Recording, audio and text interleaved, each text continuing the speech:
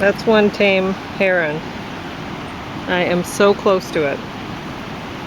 But there's another photographer who wants to get a flight shot of this heron, and so he encouraged me to go closer. And I don't want to scare him really, but I guess if he's going to get a flight shot, I have to get close. Boy, oh boy, I am not far.